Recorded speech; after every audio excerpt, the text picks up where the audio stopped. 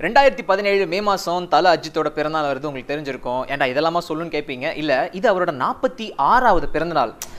ஒரு வருஷம் முன்னாடி பிறந்திருக்க கூடாதா? 1970 பிறந்திருக்க கூடாதா? ஏன்னு கேட்குறீங்களா? நாங்கள் என்ன பண்ணியிருப்போம், அஜித் குமார் 47 AK-47 அப்படின்னு சொல்லி மிஷின் கன் டீம்லாம் வச்சு பல விதங்கள் பண்ணியிருக்கலாம். இந்த வீடியோ கூட நாங்கள் AK-47 பேர் வச்சிருக்கலாம், பரவாயில்ல, அடுத்த வருஷம் வச்சுக்கிறோன்னு சொல்லிக்கிறோம். இந்த ஒரு நிமிஷத்தில் வந்து தல அஜித்தோட ரசிகர்கள்கிட்ட போயிட்டு அவருக்கு விஷ் பண்ணுங்கன்னு மைக்கர் நீட்னா போதும், சும்மா கட்டுற மாதிரி பேசிக்கிட்டே இருப்பாங்க. அவங்கள பற்றி நோ ப்ராப்ளம். ஆனால் விஜய் ரசிகர்கள்கிட்ட கேட்டால் இந்த ஒரு கேள்வி தான் எங்களுக்கு தோணுச்சு. ஸோ விஜய் ரசிகர்கள் தல அஜித்துக்கு விஷ் பண்ணுவாங்களா, ஃபஸ்ட்டு பண்ணுவாங்களா அப்படின்னு ஒரு கேள்வி இருந்துச்சு. பார்த்துருவோமே, நாமே வந்து கெஸ் பண்ணிக்கிட்டு வாங்க பார்த்துடலாம். அஜித் அப்படின்னாலே தலை ஸ்டைலு, கிரேஸ்னாவே அது தலை அஜித் சார் தான். ரொம்ப சாஃப்ட் கேரக்டர் இருந்தாலும் என்னோட இது வந்து விஜய் தான். ஹாப்பி பர்த்டே தலை. ஹாப்பி பர்த்டே தலை. ஹாப்பி பர்த்டே தலை. தளபதிக்கு ரொம்ப பிடிச்சவாரு தலை. அவருக்கு இனிய பிறந்தநாள் நல்வாழ்த்துக்கள். ஹாப்பி பர்த்டே தலை. ஹாப்பி பர்த்டே தலை. ஹாப்பி பர்த்டே தலை. அவ்வளோதான், அதுக்கு மேலே விஜய் தான். விஜய் தான் மாஸ்.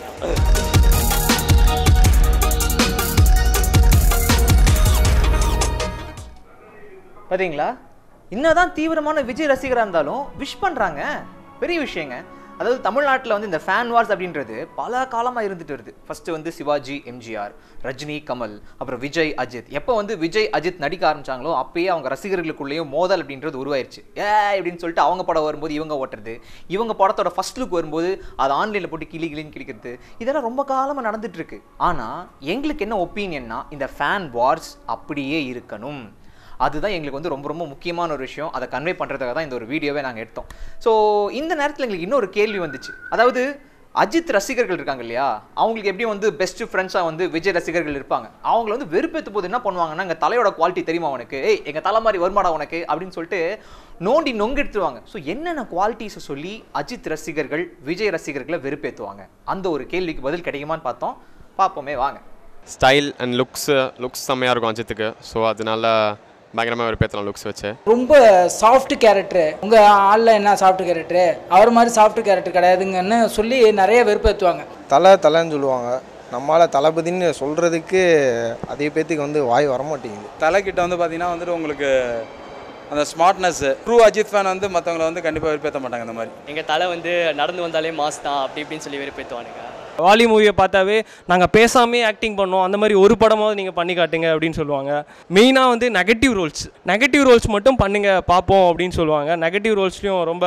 அப்புறம் வந்து மெயினாக பார்த்தீங்கன்னா பைக் ரேஸை பற்றி வந்தாவே ரேஸ்னாவே அது தலை அஜித் சார் தான்.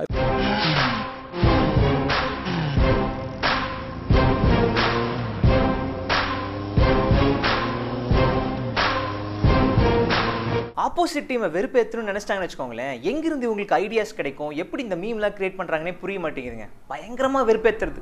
இன்றைக்கி முக்கியமாக தல அஜித் ஒரு பக்கம், தளபதி விஜய் ஒரு பக்கம் இருக்காங்க அப்படின்னா, அவங்களோட இடத்துல அவங்க இருக்காங்க அப்படின்னா அதுக்கு முக்கியமான காரணம் நாம தான், ரசிகர்கள். நம்ம வந்து ரசிகர்கள் அப்படின்றத விடவும் ரசிகர்களுக்கு இடையில இருக்கிற அந்த ஃபேன் வார்ஸ் அப்படின்றத நாங்கள் சொல்கிறோம். ஏன்னா ஒருத்தர் வந்து ஒரு அவார்ட் ஃபங்க்ஷனுக்கு வரவே இல்லை, ஆனால் அவர் பேரை சொன்னதுக்கே வந்து ஒரு 10 நிமிஷம் கத்தி தீக்குறாங்க அப்படின்னா அந்த இடத்துல அவர் வராததுக்கான மவுஸ்ன்றது ஏறிடுது. இன்னொரு பக்கம் ஒருத்தரோட கண்ணசேவுக்கும் கையசேவுக்கும் வந்து மக்கள் மனசில் ஒரு எஃபெக்ட் இருக்குன்னு தெரிஞ்சதுனால அரசியல்கிட்ட இருந்து அவருக்கு பயங்கரமான டென்ஷன்லாம் வந்து படத்தெல்லாம் பிளாக் பண்ணி அதெல்லாம் அவங்களுக்கு தெரிஞ்சிருக்கும். ஸோ இந்த மாதிரியான விஷயங்கள் ரசிகர்கள் நடுவில் இருக்கிறதுனால தான் அவங்க இன்னைக்கு அந்த ஒரு டாப் ஸ்டாராக இருக்காங்க அப்படின்றது எங்களோட ஒரு முக்கியமான விஷயம். ஸோ அந்த ஃபேன் வார்ஸ், அந்த சப்போர்ட் அவங்களுக்கு இருந்துகிட்டே இருந்தால் தான் அவங்க இன்னும் வளருவாங்கன்றது எங்களோட ஒரு ஒப்பீனியன் சார். இந்த நேரத்தில் இன்னும் ஒரு கேள்வி எங்கள் மனசில் வந்துச்சு. அதாவது ஒவ்வொரு இளைய தளபதி ஃபேனுக்கும் தலையோட ஏதாவது ஒரு குவாலிட்டி பிடிச்சிருக்கும். நான் ஒத்துக்கிறேன், மனசாட்சிக்கு பொதுவாக இது எனக்கு பிடிக்கும்னு சொல்லி ஒத்துப்பாங்க. அதை தான் கேட்கலான் இருக்கோம், போய் கேட்கலாம் வாங்க. ரொம்ப சீன் கிடையாது அஜித்துக்கிட்ட, அது ஒத்துக்கலாம். இருந்தாலும் எனக்கு வந்து என்னோட இது வந்து விஜய் தான், இளைய தளபதி தான், இட்ஸ் டாப் 1 ஜென்யூன் பர்சன் அவர். கொஞ்சம் ஏற்றத்தாழ்வு இதெல்லாம் பார்க்க மாட்டாப்புல. எல்லாரும் ஒரே மாதிரி தான் இருக்கணும் அப்படின்னு நினைப்பாப்புல. ரேஸும் ப்ளஸ் அவருடைய அந்த கைண்ட்னஸ். ரீசெண்டாக நியூஸில் கேள்விப்பட்டேன், இந்த மாதிரி எல்லா கோஸ்டார்ஸும் சொல்கிறாங்க அஜித் வந்து அவங்க வீட்டுக்கெலாம் கூப்பிட்டு போனால் நல்லா பார்த்துப்பாருன்னு. அது நம்ம கூட இருக்கிறவங்கள நாம் பார்த்துக்கிட்டா நமக்கு மேலே இருக்கிறவன் நம்மளை பார்த்துக்குவோம். சார் அவரோட பிஹேவியர் சார், ஃபஸ்ட்டு அவர் வந்து அந்த லேடிஸ் கிட்ட நடந்துக்கிற விதம், அவர் வீட்டுக்கு ஒரு யார் போனாலும் பெரியவங்க இல்லை குழந்தை போனாலும் ஃபஸ்ட்டு வந்து வீட்டுங்களில் ஷூட்டிங் ஸ்பாட்லேயே போய் சாரை பார்த்தாலும் ஃபஸ்ட்டு வந்து அவங்க வந்தாங்கன்னா அவர் நின்று அவங்கள உட்கார வச்சு அதுக்கப்புறம் தான் உட்காருவார். ஸோ இதெல்லாம் வந்து மெயின் குவாலிட்டிங்க அவரை பிடிச்சது. என்னை பொறுத்த வரைக்கும் அவரோட பேஸ் வாய்ஸ் அது வந்து ரசிகர்கள் வந்து நல்லா உற்சாகப்படுத்தும், விசில் அடிப்பாங்க. என்ன நான் சொல்கிறது படத்தில் நடிக்கிறப்போ பர்சனாலிட்டி அந்தளவுக்கு பார்க்க மாட்டார். நம்ம சாதாரணமாக இருந்தால் போதும், நம்ம ரொம்ப அந்தளவுக்கு எல்லாம் இருக்க வேணாம் அப்படின்ட்டு இருப்பார். ஸ்டார்டிங்கில் அப்படி தான் இருந்தார். அவருக்கு வந்து எப்படி சொல்கிறது, ஒவ்வொரு ஸ்டெப்பும் கஷ்டப்பட்டு தான் தாண்டி வந்தார். அது வந்து ஸ்ட்ரெயிட்டாக எடுத்தோடனே வரல. இதில் ஒவ்வொரு படத்துக்கும் ஒவ்வொரு கெட்டப் மாற்றி ரொம்ப கஷ்டப்பட்டுருக்காரு. டேய், என் வாழ்க்கையில் ஒவ்வொரு நாளும் ஒவ்வொரு நிமிஷமும் ஒவ்வொரு நொடியையும் நான் செதுக்குனதுடா. சொன்னேன் இல்லையா, நம்ம ஆளுங்க ஒத்துக்குவாங்க சார், கொஞ்சம் மெச்சூர் ஆகிட்டாங்க இப்போதைக்கு. இன்னொரு முக்கியமான விஷயம், இந்த தமிழ் சினிமாவில் ஃபேன் வார்ஸ் இருக்குது பார்த்தீங்களா. நாங்கள் வந்து அந்த ஃபேன் வார்ஸ் அப்படியே இருக்கணும்னு சொல்லிட்டே இருக்கணும். அதுக்கு ஒரு முக்கியமான காரணம் இருக்குது. ஏன்னா தமிழ் சினிமாவில் இருக்கிற ஃபேன் வார் அப்படின்றது வந்து கிறிஸ்டோபர் நோலன் படம் மாதிரி. இப்போது ஜோக்கர் இல்லாமல் இந்த டார்க் நைட்டில் வந்து பேட்மேனுக்கு வேலையே கிடையாது. ஸோ ஜோக்கர் அங்கே அவ்வளோ செம்ம பில்டப்போட இருந்தனால்தான் பேட்மேனுக்கே வேலை. அந்த மாதிரி தாங்க, ஒரு டீம் இல்லைன்னா இன்னொரு டீமுக்கு காம்படிஷனே இருக்காது. அவங்க யாரையும் ஓட்டலைன்னா இவங்களுக்கு தூக்கம் வராது. இன்னொன்று, இந்த மாதிரி 2 பேர் அடிச்சுக்கிட்டே இருக்கிறதன் காரணமாக தான் மற்றவங்களோட கவனமும் இவங்க மேலே குவியுது. ஒரு விதமான வெறித்தனம் அஜித் அண்ட் விஜய் ரசிகர்கள் அவங்களுக்கு இருக்கிற அந்த ஒரு வெறித்தனம் வந்து மற்ற நடிகர்களுக்கு இல்லைன்றது உங்களுக்கு தெரிஞ்சிருக்கும். ஸோ இவங்க 2 பேர்த்துக்கு மேலேயும் காட்டுற அந்த ஒரு கிரேஸ் இருக்குது பார்த்தீங்களா. மற்ற நடிகர்களோட ரசிகர்கள் பற்றி நான் கம்மியாலாம் சொல்ல கிடையாது. ஆனால் இவங்களுக்குள்ள இருக்கிற அந்த ஒரு வெறித்தனம், ஃபர்ஸ்ட் டே ஃபர்ஸ்ட் ஷோ படம் பார்த்தே ஆகணும், கட் அவுட்டுக்கு நான் பாலாபிஷேகம் பண்ணியே தீரணும், தளபதியோட பேரை கேட்டால் வந்து அப்படி எஞ்சி நின்று சிலுத்துக்கிறது, தலையோட பேர் சொன்னால் கெத்தா வந்து காலெல்லாம் தூக்கி விட்டுக்கிறது. சரி, இந்த ஃபேன் வார்ஸ்லாம் இருக்கட்டும், விஜய் ரசிகர்கள் அஜித் படத்தை வந்து எப்போ பார்ப்பாங்க, அந்த ஒரு கேள்வி எங்கள் மனசில் வந்துச்சுங்க. அதுவும் இல்லாமல் நீங்கள் கிரிட்டிசைஸ் பண்ணுறீங்கன்னே பார்ப்பீங்களா அப்படின்னும் கேட்டோம். பதில் சொல்லியிருக்காங்க, பாருங்கள். எப்போ ஃபஸ்ட் டே ஃபஸ்ட் ஷோனாலும் விட்டு கொடுக்காம அஜித் படத்துக்கும் போவோம், விட்டு கொடுக்காம விஜய் படத்துக்கும் போவோம். ஃபஸ்ட் டே ஃபஸ்ட் ஷோ போவோம், டிக்கெட்டு கிடைச்சா. ஃபஸ்ட் டேவும் பார்த்துடுறாங்க. நான் சிடியில் பார்க்குறேன், செல்லில் பார்த்துக்கிறேன் அப்படிலாம் சொல்ல மாட்டேன். அவனும் சேர்ந்து ஃபஸ்ட் டே ஃபஸ்ட் ஷோ பார்த்துட்றான். போயிட்டு ஒரு ஸ்டில் எடுத்துகிட்டு மாதிரி நான் டிக்கெட் வாங்கிட்டேன், நம்ம வீரமுக்கு டிக்கெட் வாங்கிட்டேன், இந்த மாதிரி மங்காத்தா டிக்கெட் வாங்கிட்டேன் அப்படின்னு ஸ்டேட்டஸ். அது அவங்களுக்கே அது கெத்துன்னு அவங்களுக்கே தெரியுது. அஜித் படம் ரிலீஸ் ஆன ஃபஸ்ட் நாளும் பார்த்துருக்கேன், ஒரு நாள் 2 நாள் கழிச்சும் பார்த்துருக்கேன். மோஸ்ட்டாக நிறைய பேர் ஃபஸ்ட் டேவே போவாங்க. பட் ஆனால் சொல்லிக்க மாட்டாங்க வெளில, பிகாஸ் போகிறோன்னு. ஏன்னா வந்து கன்ஃபார்ம் அஜித் படம் எப்படி இருக்குன்னு அவங்களுக்கும் தெரியணும். ஃபஸ்ட்டு ஒரு 3 டேஸ்க்குள்ளே போய் பார்த்துருவாங்க. 3 டேஸ்க்குள்ளே போய் பார்த்துட்டு இந்த மாதிரி படம் வந்து செமையாக இருந்தாலும் அது வந்து மொக்கையாக இருக்குது, அதில் ஏதோ ஒரு குறை தேடி கண்டுபிடிப்பானுங்க. அவங்களாம் திருட்டுத்தனமாக ஃபஸ்ட்டு பார்ப்பாங்க. எனக்கு தெரிஞ்சு மோஸ்ட்லி அஜித் படம் பார்க்கணுன்னு ஓசியில் டிக்கெட் கிடச்சா தான் ஏன் ஆளுங்க போவாங்க, தவிர இதுக்காக காசு கொடுத்துலாம் போக மாட்டாங்க. 3rd டே 2nd வீக்ஸ் அப்படிலாம் ரொம்ப மாதம் வரும்போது தான் நான் பார்ப்பேன். அது ரிலீஸ் ஆன ஃபஸ்ட் டேவே போய் பார்த்துருவோம். அது ஃபஸ்ட் டே எந்த ஷோ கிடச்சாலும் பார்த்துருவாங்க.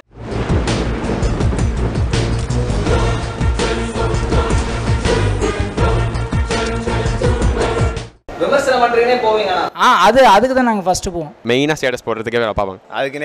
அதுக்குனே போயிட்டே வந்து எல்லாத்துலேயும் ஸ்டேட்டஸ் போட்டு அசிங்கப்படுத்துறது. அவங்கள அந்த படத்தை பார்த்து போய் கிரிட்டிசைஸ் பண்ணுறதுக்காகவே போய் பார்ப்போம். கலாய்க்கிறதுக்குன்னு. சுட்டு சாண பிடிச்ச கத்தி மாதிரி கூரா இருக்கி. எந்த சாதிடா நீ எந்த சாதி நினைக்கிறையோ அந்த சாதிடானா. மொத்தத்தில் நான் உழைக்கிற சாதி. இளைய தளபதி விஜய், தல அஜித் 2 பேருமே ஈக்குவல் அப்படின்னு ஏன் கன்சிடர் பண்றீங்க? இல்ல எந்த விதத்துல வேறுபடுறாங்கன்னு நீங்க நினைக்கிறீங்க? பிகாஸ் 2 பேருக்குமே ஒரு ஈக்குவல் பர்ஃபார்மன்ஸ் இருக்குது. அஜித் வந்து இப்போ என்னென்னலாம் பண்ணுறாரோ அதே மாதிரி விஜயும் பண்ணுவார். ஏன்னா 2 பேருக்குமே ஈக்குவல் வெயிட்டேஜ் இருக்குது சினிமா பொறுத்த வரைக்கும். நடந்து நடிக்கிறது அவர்கிட்ட வேறு எதுவும் பெருசாக எதிர்பார்க்க விரும்பல. அவரோட இதை பண்ணுறாரு. விஜயை பொறுத்த வரைக்கும் பார்த்தீங்கன்னா அது ஒரு தனி கிளாஸ் மாஸ். அவரோட கான்ஃபிடென்ட் லெவல் வந்து எல்லாரை விட ஹையாக இருக்கும். அவரோட நெகட்டிவ்ஸை கூட பாசிட்டிவாக தான் மாற்றுவார் இண்டஸ்ட்ரியில். அஜித் சாரோட பெரிய ப்ளஸ்ஸே அதுதான். விஜய் சார் நல்லா பண்ணிட்டு இருக்காரு, அவரோட ஆக்டிங் நல்லா இருக்குது, ஸ்டைலிஷாக பண்ணுறாரு, டான்ஸ் ரொம்ப நல்லா பண்ணுவார். அவரும் விஜய்கிட்ட இல்லாத குவாலிட்டி அஜித்திட்ட இருக்குன்னா எல்லாத்துலேயுமே சைலண்ட் மோடு. ஆக்சுவலாக இப்போ விஜய்க்கு வந்து எப்படின்னா விஜயும் சைலண்ட் மோடு தான், பட் இருந்தாலும் அஜித் சைலண்ட் மோடில் டிஃப்ரென்ஸான சைலண்ட் மோடு. பிகாஸ் 2 பேருமே இன்னும் ஒரு நல்ல பெரிய ஆக்டர்ஸ், நல்லா நடிக்கிற ஆக்டர்ஸ் 2 பேருமே. அண்ட் என்ன ஒரு நல்ல ஒரு மாஸ் இது இருக்குது 2 பேருக்குமே. பர்ஃபார்மன்ஸும் நல்லா பண்ணுறாங்க 2 பேரும். அவர் படம் அதே லெவலில் வசூலாச்சுன்னா இவர் படமும் அதே லெவலில் தான் வசூலாகுது.